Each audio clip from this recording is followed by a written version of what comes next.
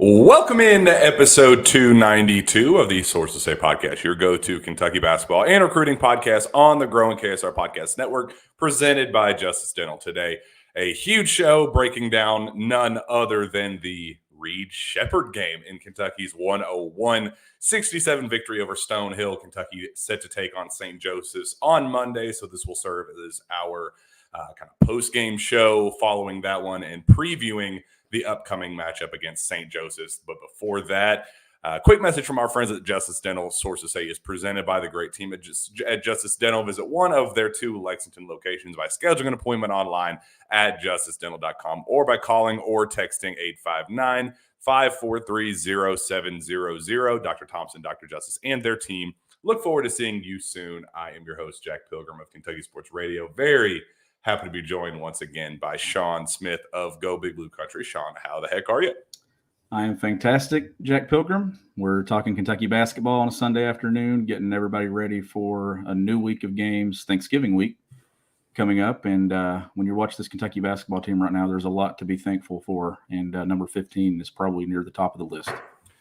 Yeah, so we talked before the season started that we wanted to do a regular post-game show usually the day after. Obviously, we couldn't with the football game last night yesterday, but we wanted to make sure we got one in before the next matchup, especially because there's so much to talk about with this one. Again, a 34-point win over Stonehill isn't going to move the needle on the surface. Nobody's here to hear about what Stonehill did to challenge Kentucky and some of the individual intricacies of that. People are here to hear about Reed-Sheppard. They want to know how everything we hoped and dreamed for the Golden Boy, in-state superstar, is able to adapt as seamlessly as he has to become, for my money, Kentucky's best player. He goes out and absolutely lights it up in historic fashion, a night where Kentucky made the most threes in the John Calipari era overall with 17. Reed hit 7 of them. He goes 25 points, 9 of 10 shooting overall, 7 of 8 from 3, while also adding 7 assists, 3 rebounds, 3 steals, 2 blocks, 1 turnover. He was the best player on the floor for Kentucky, and we're starting to see a theme here, Sean, that Reed is going to have to be on the floor. He's going to have to be on the floor a lot, and he just might be Kentucky's best player.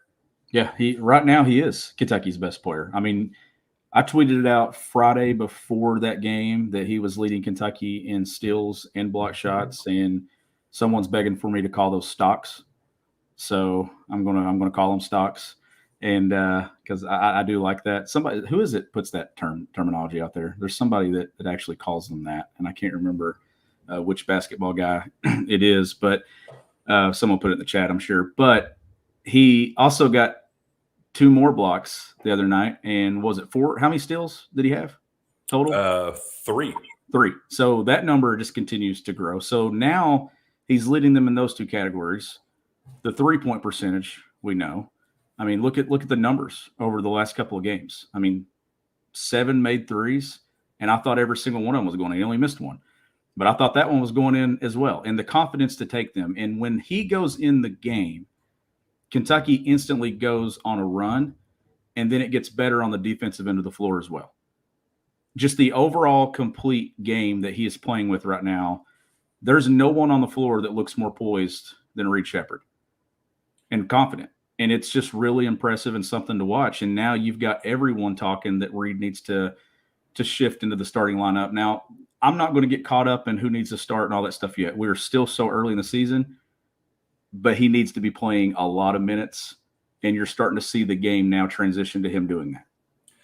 And that's kind of why we're doing this, I think, because the immediate surface level reaction is DJ Wagner and Justin Edwards are struggling. Rob Dillingham and Reed-Sheppard, for my money, Kentucky's 2 best players. Trey Mitchell, obviously, in that conversation as well. But to keep it simple, the 2 guards versus the 2 guards, 2 main starting guards, 2 main bench guards, 150 plus minus for Reed-Sheppard and Rob Dillingham through 4 games, 1 plus 79 for DJ and Justin. plus 69 for the combined for the Stonehill victory for Reed and Rob. Nice.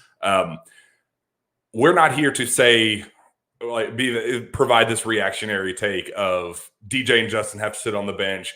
Reed and Rob are obviously your guys. It's time to shake things up. And 4 games in the season. That's not why we're here. I think why I wanted to do this and why I wanted to talk so much was to say that Rob and Reed being the X factors going into the season of not really knowing what you were going to get out of them, how productive and contributing to winning could Rob Dillingham be as a basketball player? That was the number one question with him coming in. Could Reed Sheppard take that next step? We know what he could do against in-state talent, but could he be that guy at this stage? We didn't know. We hoped, but we didn't know for certain. Those 2 players playing as well as they are and contributing to winning the way that they continue to do completely changes the ceiling of this team and the trajectory of what it means for all of this. I have faith in DJ Wagner and Justin Edwards to get things figured out. DJ more so because of just the mental makeup that he brings to the table. Justin, I think there's a pretty clear message there from Coach Cal that he's going to have to work through that mental barrier that he clearly has. But just on the surface level, Reed and Rob being the players that kind of the best case scenario for both of their respective careers here, their first years, has completely changed the trajectory of what this team can be, I think, Sean. It has. And this is the angle that I'm going to take with this. It's not going to be a 2 versus 2 because all 4 of these guys are on the same basketball team, and Kentucky needs all 4. This just hammers home what I said all summer long and all fall of why I thought this team was undervalued. The depth in the backcourt, the depth of talent in the backcourt. If Kentucky didn't have Reed Sheppard and Rob Dillingham right now, we'd be having a lot more glaring concerns about what this team is. That's why I was so high on them entering the year. That's why I was so confused. I was like, okay, we keep getting into this whole DJ and Rob can't play together argument and stuff like, okay, they've got Reed, and Reed and Rob have great chemistry together. At some point, I think DJ will have that same chemistry with these guys. Now, there are some individual concerns about maybe who is going to take the longest to get where they need to go. And I think there is some concern there, but here's the beauty of what Cal has, and this is why you recruit at the level that he did and why not everybody can do it.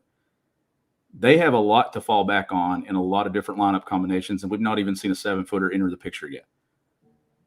And the storyline of this week, number 1 Kansas won a game against a really good Kentucky team in Chicago, but Kentucky has been the talk of college basketball all week long. And it's because of what went on the last 3 years. This is a different version of basketball. Anyone that's watching it now, they can't say, well, John Calipari's not going to change his approach because they are literally shooting 30.5 threes a game through 4 games. That was under 20 a year ago, and I think 18. I tweeted out the number this morning. They're playing a different version, different style of basketball. And this backcourt is leading the charge. And there's going to be games at some point where DJ Wagner is going to have his nightjack. And then when it finally clicks, and it may not click for some of these guys until January. They may have their up and downs, but when it finally clicks, you're going to see why Kentucky can do damage when it matters in March this time around. They got dudes that can do it in the backcourt, and they're riding them. And when it all comes together, it's going to be really hard to stop. The style of play is why I have faith in DJ getting things figured out, because he has not had that lob presence that made him, be able to tick a little bit in high school that he's going to have very shortly. I mean, the talk is that we are, a week or 2 away from having Aaron Bradshaw back. That's going to be a complete game changer for what this team does and how they operate and those things. Justin, even at his worst, is still going to give you 10 and 6 because he's a long 6'7" wing that, can operate well out of the high post. We haven't even really seen him in the right spots to succeed. Is hand strength an issue? Why does he keep fumbling the ball in transition or whatever? Those are questions that need to be answered, and we got to get that figured out. But he's always going to have some things in his bag, his go-to things in his bag that he's going to be able to do. DJ is always going to have a couple select things in his bag. We just haven't needed to see that quite yet, that we're going to throughout the season. You would love to see it in Chicago, but Kentucky was still right there from start, not start to finish, but in the conversation right there up until the end. They had a shot to tie it and send it to overtime. DJ and Justin are going to get things figured out. Even if they are average, as we said in Chicago, Kentucky wins that game going away.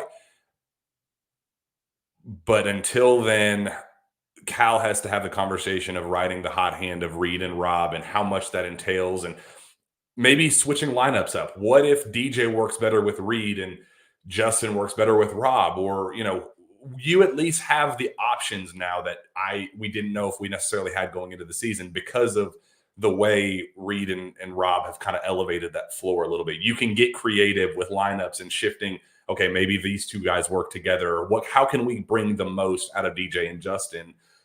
The Reed and Rob dynamic, or at least moving that needle and I think elevating the floor ever so slightly.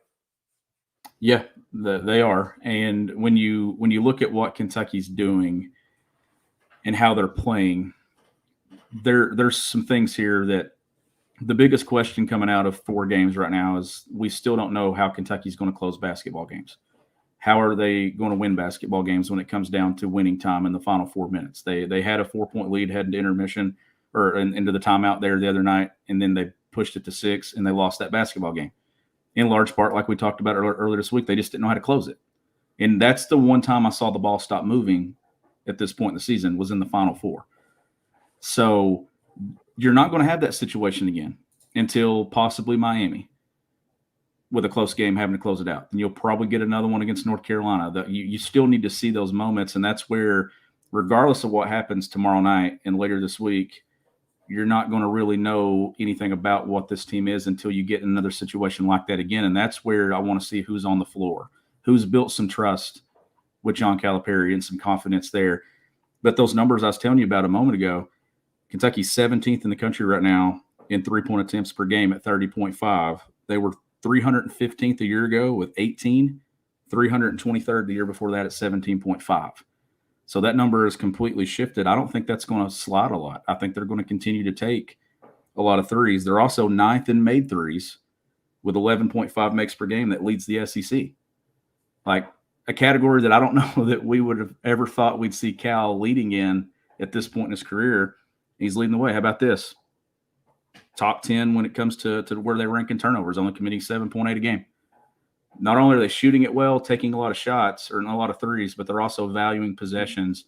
Their assist-to-turnover ratio is also among the best in college basketball. Like, this is a young basketball team that's really turning heads, and they've not even hit their peak of what they can be because 2 of their dudes that were the build to be the best haven't really hit their stride yet. Now, Justin, I think, is going to take a little longer. I really do. And we had this discussion leading up to the season when he struggled in some things. I still feel like that he doesn't really know who he is and how he needs to play. And somebody was mentioning to me the other night, run some stuff for him. I don't want that. And here's why. Kentucky is playing at a tempo and a pace right now that they're just playing free basketball. If you start trying to force feed guys and get guys going, you know what happens? The ball sticks and you stall out. That's the issues you're seeing late in games right now. I'm more concerned with what Kentucky figures out that it wants to do in the final 5 minutes of a college basketball game, where it's not just up and down, up and down, up and down, and possessions become a grinded out style of play. Justin will eventually play off these other guys and figure it out. DJ will as well. Antonio Reeves right now, they're not running a ton of stuff for him. He's just sliding and playing off of dribble penetration. Rob Dillingham is attacking gaps and creating for others. Reed Sheppard just hitting everything. Trey Mitchell's kind of the string that attaches the ball to everybody. Like, that's why I'm saying don't force it. Let it just kind of come with the flow of this season. And that's where my confidence comes from with Justin, because he is always going to be a guy who can force a steal, get out in transition, and dunk on somebody's head, build that internal confidence to say, oh, so that's what it takes. He's one of those guys that the physical tools will carry him. And I agree. I would not run things specifically for him to try to get him going, because he's also one of those guys that if you do run things for him and he crumbles, he can kind of get into his head even deeper, and you don't want to push him further into that hole. You want him to be one of those guys that kind of puts things together organically so everything else can kind of work around him. That's how he's going to be. We've been saying from day one, he is not a Batman. He is a Robin who is kind of the space filler, the placeholder for while everything else works out. He's going to give you the production outside of that. Kind of the wing version of Trey Mitchell is what he could be, defensively. That he just has those tools, the makeup to be that person. Don't force feed that. Don't try to fix things when he is an organic guy. DJ is one of those guys I do think you kind of have to let him ride through mistakes and say, okay, this is why you're special. You've been a pace guy. You've been a turn the corner, get paint touches, throw lobs or finish around the bat. He's been kind of a craft guy, understanding body positioning and kind of just the English of the floor. He's navigated that very, very well throughout his high school career that we just have not seen yet in college. That will kind of come with just more, kind of force feeding a little bit more than Justin. If you're going to force feed one of them, make sure it's DJ. And he just kind of has to break through his own mental barrier of, you're not doing what you used to in high school that made you a special talent. The mental makeup is what made him special. And that's why I did appreciate him kind of locking in late and hitting a couple big shots late in that Stonehill game after a rough start. That was big. And I do appreciate Trey Mitchell being the catalyst for that, because if you notice that clip of him pulling DJ aside, kind of that tunnel vision of just saying, look at me, make that shot, take that shot. I don't care what Cal says. I don't care what anybody says. Take that shot. You will make the next one. And he did. He just kind of has to have that breakthrough, because DJ, the one thing that makes him special is his mental makeup. I'm not worried about him. He's going to get things figured out. Justin's going to take some time. But if there's one positive, is that he has the physical tools to figure things out organically and have everything else kind of be fixed around him.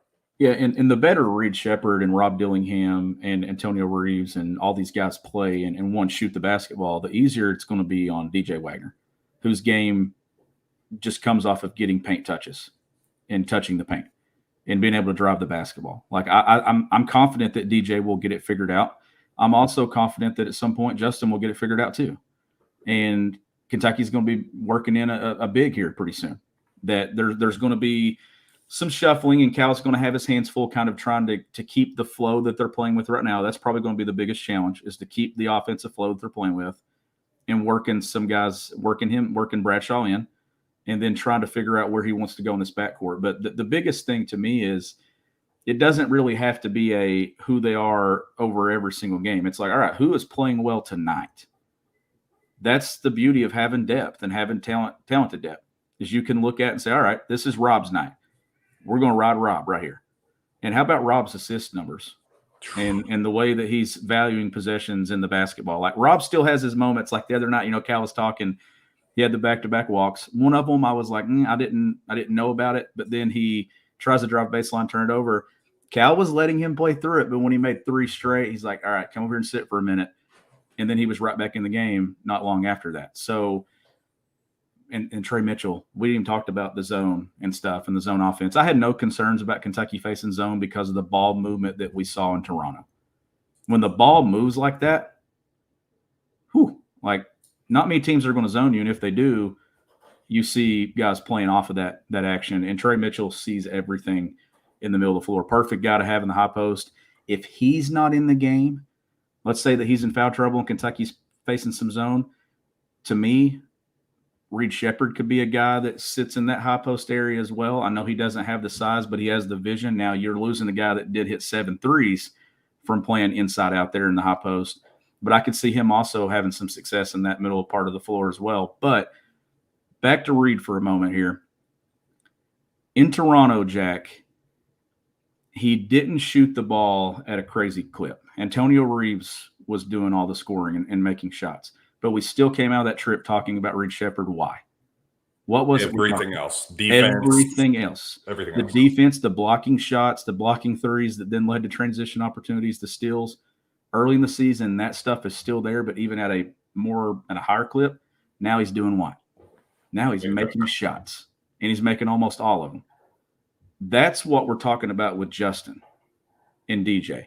Impact the game in other ways, and then when you get the offensive side of this figured out, now you start to look complete. Get to the glass and get some rebounds. DJ's rebound numbers, I think, need to go up. I know but that's another. If Rob Dillingham's rebounding the ball and some of these other guys, DJ should be getting some as well. Yeah, and I think DJ's acted defensively. I think he's fighting defensively. That stood out on tape. I did appreciate his effort there.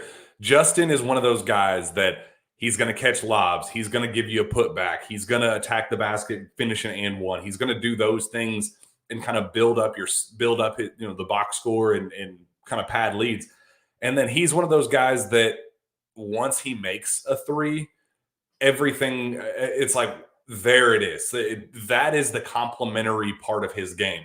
I think he has been trying to force feed the jump shots way too much to start his career here. He is an inside out guy, not an outside in guy, unless he's attacking and scoring around the basket. That's his bread and butter. He is not a catch and shoot shot maker. And I think he's in his head right now thinking that's his recipe for success, when that's not how he's ever been. He is one of those guys that if you get a three or two out of him, it takes his game to a completely different level because he's already done all the other little things. It's the one or two extra threes that make you go, whoa, that's a 25-point game instead of a 16-point game. So he'll get that figured out. Just, that's what they're working through, right? They are figuring out lineups, figuring out who to put in when, situational ball, how to close games. Cal saying, how many times did Cal say after that Kansas loss, we just got to figure out who's going to close games. We've got to figure out the substitution pattern. Those things get fixed organically over the course of a season. We are 4 games into the season. We've kind of seen just what this team can be, and not even factoring in the 7-footers. It was always about the pieces in the system. Individual performances and the things that come with over the course of the season, I'm not worried about that stuff. We had to figure out if we had the pieces, and the dudes got that figured out. And we had to know if we had the system to get those guys to go. That's been proven. Everything else is icing at this point.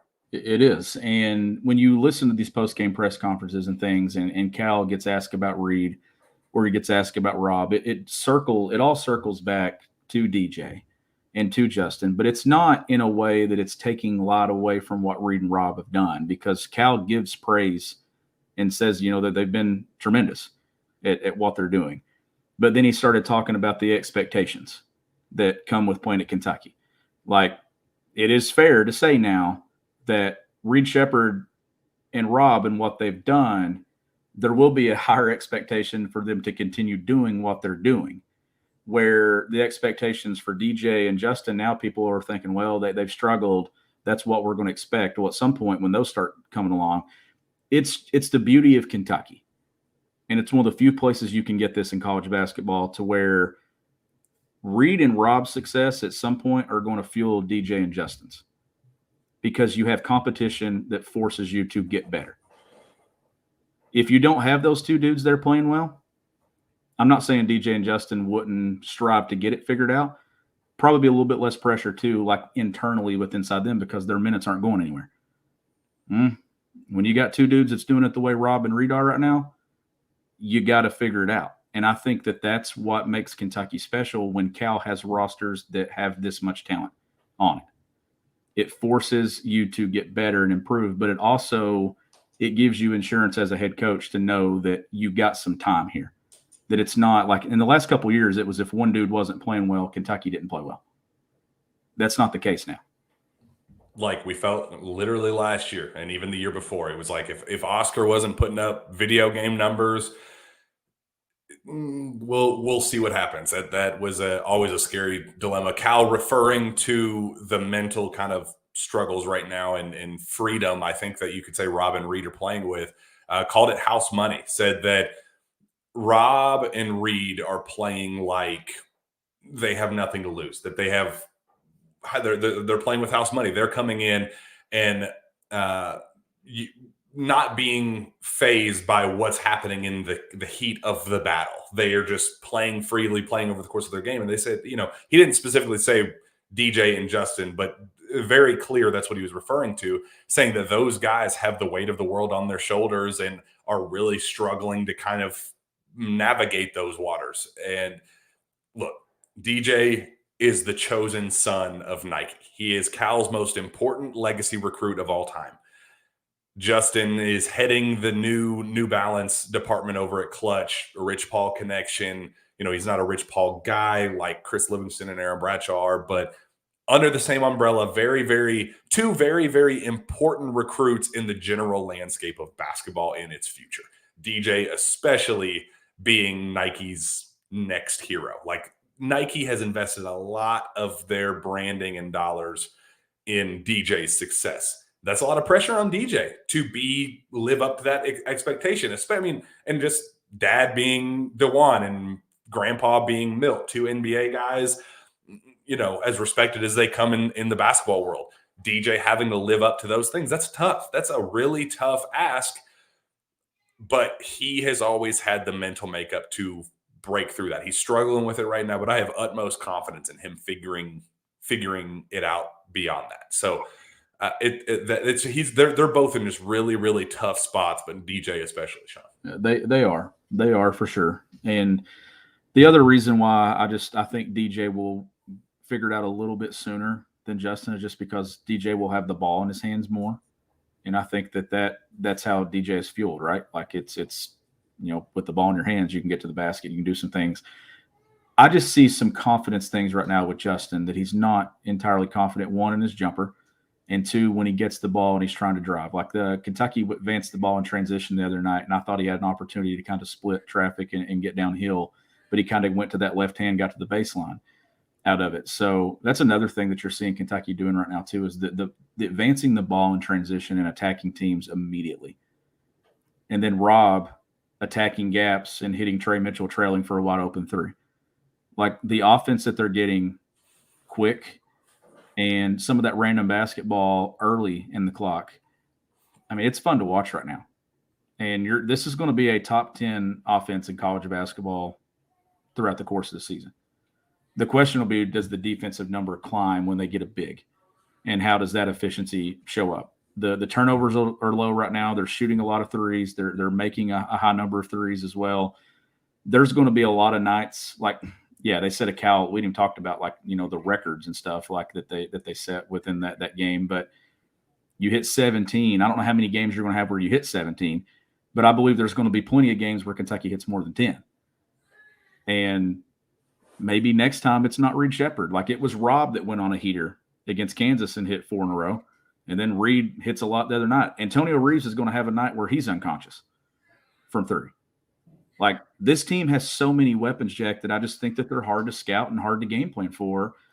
And when you get a big in there, it's going to change the way teams game plan for them in that area too. Like there's a lot to like. Like what Cal has done through 2 weeks here is he's kind of getting his ha-ha moment that we talked about all summer. And now everybody's kind of – where do you think they are in the polls tomorrow? Arkansas just lost. Got to move up. You got to. And not many teams ahead of them lost, but I'm going to make a prediction that I think that they're sitting at 12th. That's where I think that they're going to go to. And polls don't matter. I get that. Like I'm still waiting on the net and everything to come out because that's when I start talking quad 1. And we all know how much I love quad 1 wins. But they're going to move up in this poll tomorrow, and rightfully so. It's not moral victory week, but, man, they did a lot of good that I think has kind of cemented them in people's minds of, okay, this is one of the best teams in college basketball. Look at the house money quote, not in the realm of DJ and Justin's struggles. Again, I think none of this is to put more pressure on DJ and Justin for their struggles. Look at it in the other way of this quote in particular. Rob and Reed, house money. They're just playing. We've got to get a team full of guys with that mentality. That's what's great about Kentucky. The guys that fight through that, they end up going and they succeed, talking about an NBA level. Rob and Reed, NBA guys. Like that's the conversation that Cal was trying to put on, not necessarily say, to kind of put down Justin and DJ and saying, oh, they're not mentally there yet. we're kind of concerned about that. It was to elevate what Rob and Reed are doing and saying those are the guys that are the bang bang NBA players, like the Tyler Heroes, the ones that you're like, well, could he really do it at this stage? The Shai Gilgeous-Alexanders. Well, where did that come from? How did that present itself? Those are the guys that kind of take that elevate themselves into NBA players. And we didn't necessarily account for either of them taking that level at Kentucky coming into the year. So I know it's easy. And that's why in the kind of takeaways feature column that I wrote after the game, I put the two very surface level stats out there about both of their plus minuses on the floor. Plus 150 for Reed and Rob, plus 79 through 4 games for DJ and Justin. It was not to say, well, we got to start Rob and Reed. Let's shake everything up. It was just to say, look at what we have that we didn't necessarily think we had in two clear NBA level talents in Rob and Reed. And man, when you get the one, give me one big back and you get DJ and Justin even playing mediocre basketball, average basketball on both ends, you can really start dreaming big with this group, Sean. You can really start dreaming big. You can. And another reason why I think that those two will get it figured out is the unselfish culture that is within that locker room right now. That guys want to see them play well. Reed's having his moment right now. Rob, for sure, having his moment. Those two want DJ to have it too. And they want Justin, and the ball movement and the things that are happening within it, and the chemistry, like together, the cohesiveness. When you play inside of a culture like that is unselfish and it's always a one more mentality, how many one more passes are we seeing Kentucky make right now? And if we could chart hockey assists for Trey Mitchell, probably up towards leading the country in that number of how much action gets started off Trey Mitchell touch, making a great pass, and then you have a Rob Dillingham or a Reed Sheppard or even a DJ Wagner, someone else that makes an unselfish pass to an open teammate. Like that's happening a lot. And I may go back and chart those actually from this week in 2 games and kind of see, where we are and how many situations did we get one more is like that. When you play in that style of play, it's easier for those other 2 guys to figure it out because they're going to get opportunities. This isn't a one guy's ball dominant, having to do it all. No, it's ball movement. And the ball's not sticking. And that wasn't just because it was zone. Like we've seen the ball move against man-to-man too. Like they're playing off one another. And it's really fun to watch. And that's why I think that they're going to get it figured out overall. And when they do, but the one thing that I am concerned about, and this is where it makes it hard on Cal, when you got a loaded backcourt like this that has so many options, when it gets down to that NCAA tournament, who are you rolling with? And at the end of the day, like there's a lot of talk about that 2015 game and did they have the right guards on the floor at the end of the year? And you can go either way with it. Like, you get what I'm saying? Like most years, it's clear cut who their best guards are. This may be a year where if they're all playing well, man, you could look at a lot of these guys when it's clicking. And that's what makes it tough, but that's why he's paid $9 million. That's why he makes that money. There were a lot of people putting out the meme of, I can't see the difference between Rob and Reed and Tyler Ulis and Devin Booker as the bench spark plug guys. And then yes, I agree. And it's fun and awesome to think about, but all I can think about was the Wisconsin game. And everybody going back to, what would happen if Tyler and Devin got their shots or whatever. And I know it was a lot deeper than just those 2 substitutions, but the mindset that season of Cal hung on to his guys too long and the Harrison twins and didn't go all in with Tyler and Devin. And my mind immediately went to there. It's like, oh man, I really hope we never have to answer that question. I really hope that it doesn't become that power struggle dynamic because I want all of them to succeed. And I don't want it to become a polarizing decision either way. Like I want DJ to have his games and Justin to have his games where maybe you play all 4 of them together on the floor. Like we did get to see a stretch there in the second half when Cal was trying to figure out how to make them all kind of tick and maybe play through their own mistakes. And you got all 4 of them on the floor together And I kind of liked it, Sean. I did kind of like it with Trey at the 5. That's fun basketball right there. And I want to see when they get a 7-footer back if they see that lineup some too. Like if you throw 4 guards around an Aaron Bradshaw. Trey Mitchell to me is still such an important piece to whatever they're doing offensively, and there's so much beauty in the way that they play offense with him on the floor. Talk about his steal numbers too. Have you looked at that number for the season and where it's at? I think it's second on the team, if I'm not mistaken. I think he has like 9 total. Mm-hmm. See if two against Stonehill. Okay, you can. But I'm not sure what the cumulative total is there over the course of 4 games, but I think it's up there, right behind Reed, in terms of where he is. So impact the games in other ways than just scoring the basketball. And there was a comment a moment ago about Antonio Reeves. You know, we not even talked about their lead scorer. That's actually what needs to happen. Like Antonio Reeves doesn't need to be the focal point of this team, but there's still a really good shot that he leads Kentucky in scoring because of the volume and the attempts he's going to get. And I talked about it back in the summer that primarily Antonio Reeves' offense I thought was going to come from the 3-point line this year because he could be that guy that just stretches the floor for you and just hunts and just shoots, while these other guards get downhill and create. That's the role I envision for Reeves going into the season. Now, 3 of 17 against Kansas, that can't happen.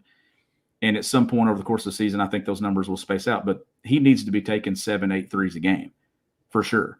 But that's going to be his specialty this year, is to shoot the 3 and score the basketball. That's why I predicted him to be the leading scorer. Is he going to be Kentucky's best player? I don't think so. Is he going to be Kentucky's 2nd or 3rd best player? I don't think so. And that's what's going to make Kentucky so like hard to guard and beat when it matters. Because a year ago, he was their best player outside of Kaysen. Like overall, like, you know, Oscar did his thing, but as far as in the backcourt, that's not the case this year. But he's still a really good college basketball player that does his job very, very well. A lot of people in the comments talking about Devin Booker getting torched on defense in that Wisconsin game. So yeah, but that's where winning matters. But they weren't going to have that conversation, right? But they weren't scoring either. That's true. The counter was that, like, the issue was they go 5 minutes without a basket or whatever it was. Like, yeah, both things are true. It just wasn't in the cards that day, and it just sucks. But I'll also tell you that I'm a big fan of close games, and here's why. Miami's going to roll in here at Rupp here in a week or so, and I'm sure there's a lot of people in this chat that like, I'd love to beat them by about 25-30. You know what I hope it ends up being? I hope it ends up being a game where Kentucky's got a 4-point lead going to the final 4 minutes and they close it out. Because that's the only way you get put in that situation and figure it out is if you go through those moments. And I want to see Kentucky get a couple of more before they get into league play. And then you get into league play and you get some more. And then when you're in the NCAA tournament, you know who you are, up 4, down 4, up 5, down 5. Like that Kentucky team we're just talking about beat everybody by a million that year. They did have some close games, but there's beauty in playing close games. And I want to see Kentucky get some more because that's where you really figure out who this team is and what they are when it matters and it comes down to winning basketball. So what are you looking for? Let's start kind of transitioning ahead.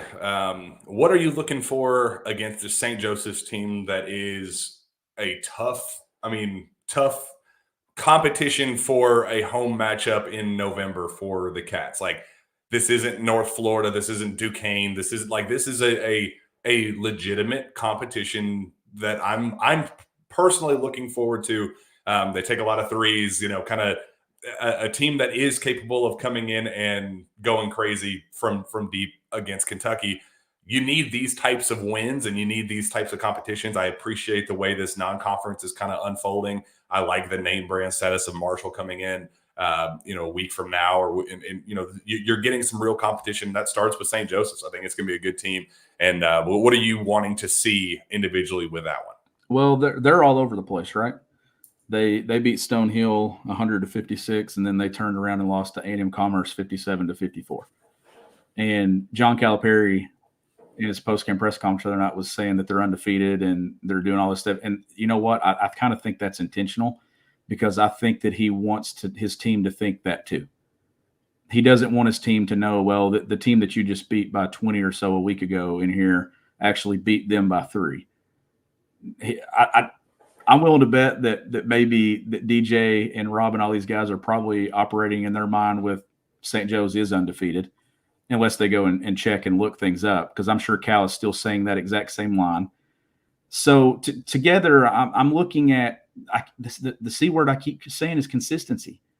I want to see Kentucky keep being consistent with the way that they're playing and the way that they're sharing the basketball, whether it's against zone or it's against man. Like, I want to see them in that element and playing offensively together.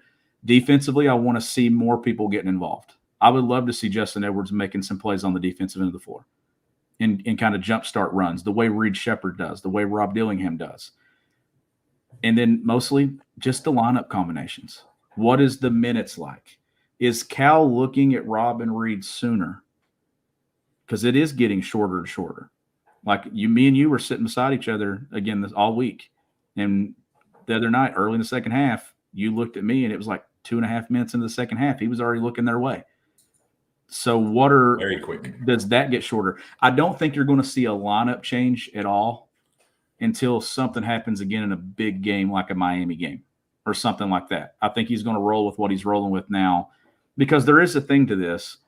You can play Reed Sheppard 37 minutes if you want to, and you don't have to start him. You can keep the same flow, and still the minutes distribution within the game can then be what it is. If you want to play more that night, you play more. You don't have to start him to do it. But there is something to be said about the starts Kentucky's getting off to. And you just can't have that against quality opponents like Kansas. They dug a hole early the other night that actually late in the game ended up being the difference. A lot of talk in our comments about the bigs. There's some talk, a couple different places, different dates about Aaron Bradshaw in particular. I know Matt said on radio he had heard the Marshall game. Drew had said the Miami game. I had heard like very early December is kind of the target return date for AB. I don't know. I think it's kind of a window that they're looking for. That's kind of what their goal is. If things go unbelievably well in the next couple of days of practice, then maybe we do see him against Marshall. If the ramp up period takes a little bit longer, I think it is going to be early December.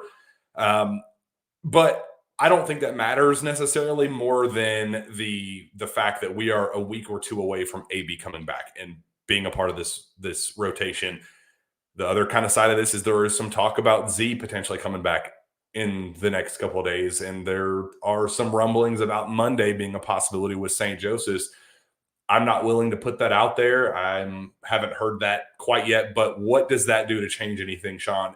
If we do get Z against St. Joseph's, what do you want to see out of him, minutes-wise, role-wise, and production-wise? That's tough, because I do want to see him at some point, because right now he was so late getting here. And then, we know that he had the issue there early on that he wasn't able to get on the floor. He had the food poisoning and all that stuff. He lost some weight. Just a quick spurt from him just to see where he's at. And honestly, here's the other side of this. Cal and the staff, they don't know what to expect from him.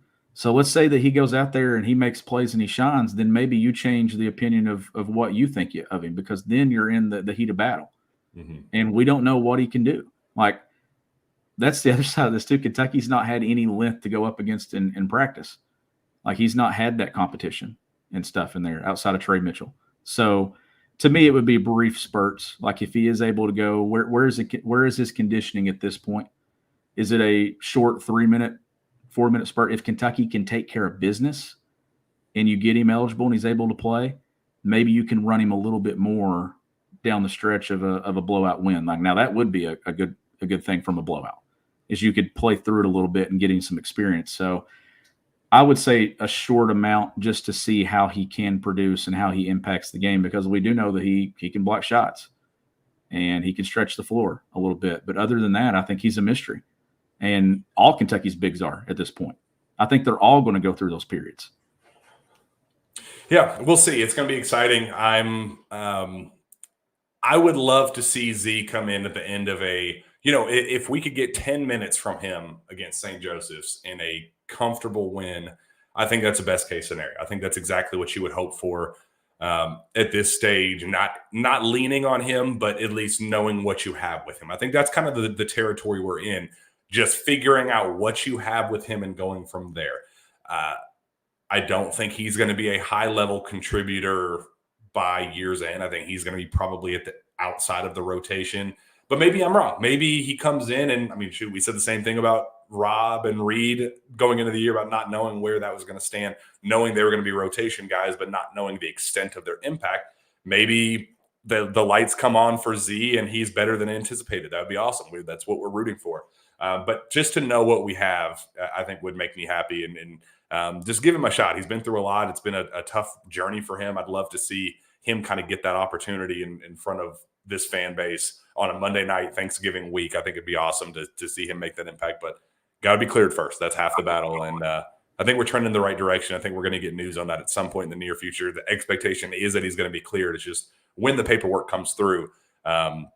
But I'm ready for this journey to be over and dealing with the when and the ifs and all that stuff with Z. Yeah, I am too. And I know he is. Absolutely, he is. And his energy's been good on the bench as well and stuff when he's there and everything. So, like, you're seeing him want to be a part of this. Kentucky just needs a big. Just get someone down there that you then have some confidence in. And I want to see what the defensive numbers look like when they do return a big. Like and right now numbers are all over the place. Some teams have played 3 games. Some teams have played 4 games. Some teams have actually played non-D1 competition and things. So when you look at where they are nationally in numbers, the reason I'm pulling apart 3-point attempts and turnovers is because those are very important numbers. And if they're trending well through 4 games, then that is what it is. Like their 3-point numbers and attempts is so far off of what we usually see from Cal that it's proof that they're playing a different style of play. But the roster is set up to play that way now. The turnovers, regardless of how many games they played or what the competition is probably the biggest eye-opener for a young team that has a lot of dudes that was talked about having what? The ball in their hands and just playing and not being able to play together. Well, they're playing together right now. And how much better can this team get cohesive between now and March? That's the scary thing when you think about it. Because they are willing to do what I see right now, Jack, is a roster full of guys that are willing to do whatever it takes to win. When you got that, the rest of it's easy to figure out. Because that's the hardest part to figure out. And this is why people probably shouldn't have counted them out, because that's what Cal's best at, is getting guys to play together and playing selfishly. And this version of Kentucky's doing that. Cool. Lots of good stuff. Let's wrap up here, Sean. I know we didn't want this to be a super, super long. We just wanted to be able to recap a big game, big performance for Rob and Reed, and then just preview this upcoming battle. But we're going to be back Tuesday night for our full, thorough breakdown, talk about some of the recruiting stuff and all that. We just kind of wanted to, make sure that we fit in some of these post-game shows and be in front of the camera and microphone as much as possible, because it's a season worthy of that. Like this, the things are trending in the right direction in a lot of different areas of this team. The big question marks that we had and the X factors are playing in our favor, and we want to talk about it. We want to be able to celebrate it and be excited about it, because there's a lot to be excited for. So, Sean, let's go on and get out of here, get ready for this game Monday night, get ready for Tuesday's show, and then get ready for a fun Thanksgiving. So, Sean, where can fans find your work? You can follow me on Twitter at GBB Country. Find me on Twitter as well at Jack Pilgrim KSR. We will be back Tuesday evening to break down, hopefully, another big victory for the Kentucky Wildcats. We will see you then.